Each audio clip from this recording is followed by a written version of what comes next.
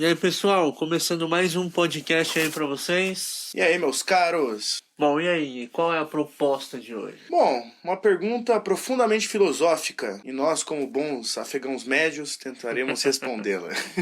Por que existe o tudo ao invés do nada?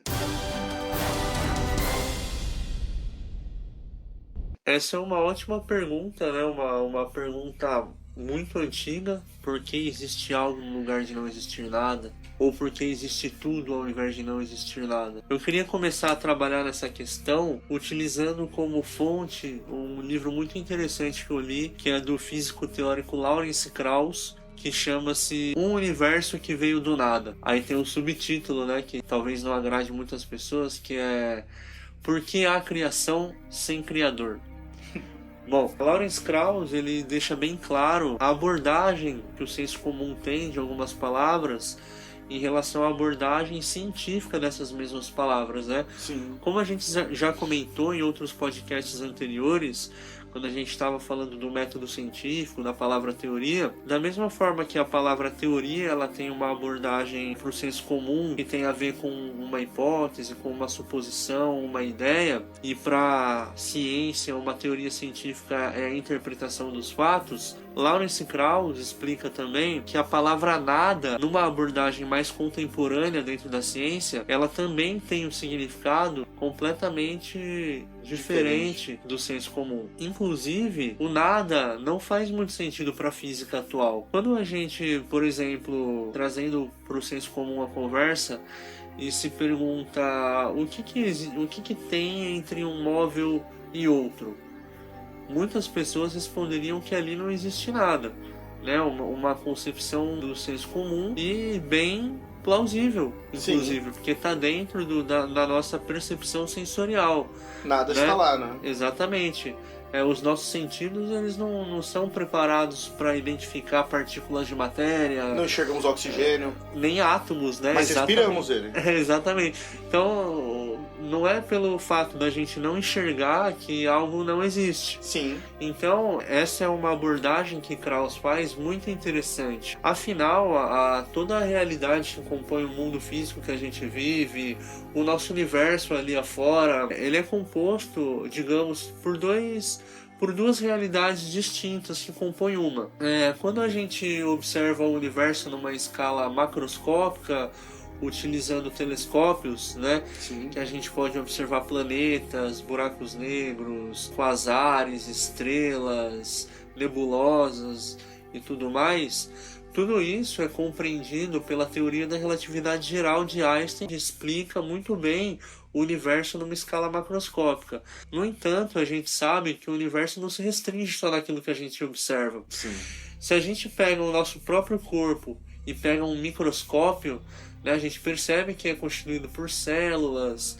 E as células, por sua vez, são constituídas por organelas e tudo mais, né? Então a gente consegue aprofundar no coração da matéria. Se a gente quiser ir ainda mais fundo, a gente pode pegar na atualidade, por exemplo, um microscópio eletrônico, observar até mesmo átomos. O espaço, uma curiosidade que me veio. Quando a gente olha para o espaço, a gente percebe essa distância entre as coisas e aparentemente a gente poderia concluir que é vazio, né? O espaço Sim. É muito mais vazio que qualquer outra coisa.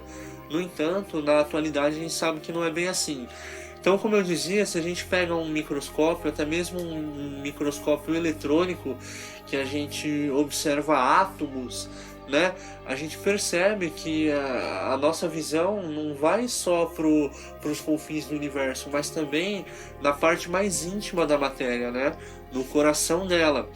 Então, quando a gente consegue identificar que todas as matérias que a gente observa é constituído por partículas de matéria e átomos, que no espaço contém muita radiação e tudo mais, não é mais a relatividade geral de Einstein que é capaz de compreender esse outro universo, essa outra realidade que compõe a nossa. Para explicar esse universo microscópico da matéria, são as leis da mecânica quântica que compreendem o universo microscópico. Então, na verdade, quando a gente observa o espaço entre um móvel e outro, é muito errôneo a gente concluir que ali não existe nada. Muito pelo contrário, né? Neste exato momento, nós estamos sendo atravessados, por exemplo, por bilhões de neutrinos que vêm do coração do Sol, atravessam o nosso planeta, mal interagem com a matéria, mas é uma realidade que passa diante de nós e a gente apenas não percebe. Não nota. Exatamente.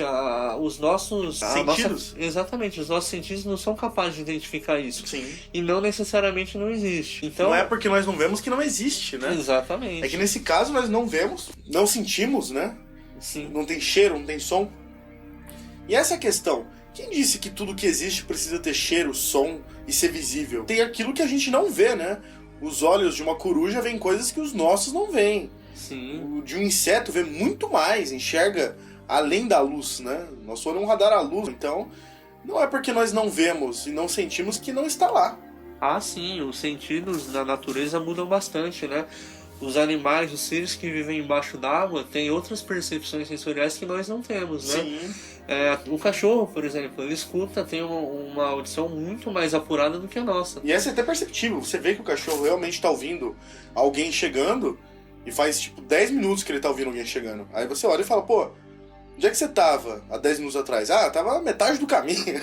Não na metade do caminho, mas realmente ele percebeu quando a pessoa tá virando a esquina. Exatamente. Tá bem distante, mas ele ouviu o som característico. A audição, o olfato, né? Sim. Tudo em conjunto dá uma... E é uma coisa que nós não temos. Exatamente. Bom, então, como a gente sabe agora que existem essas duas realidades, né? Aliás, eu até espero que já saibam disso antes de eu falar aqui.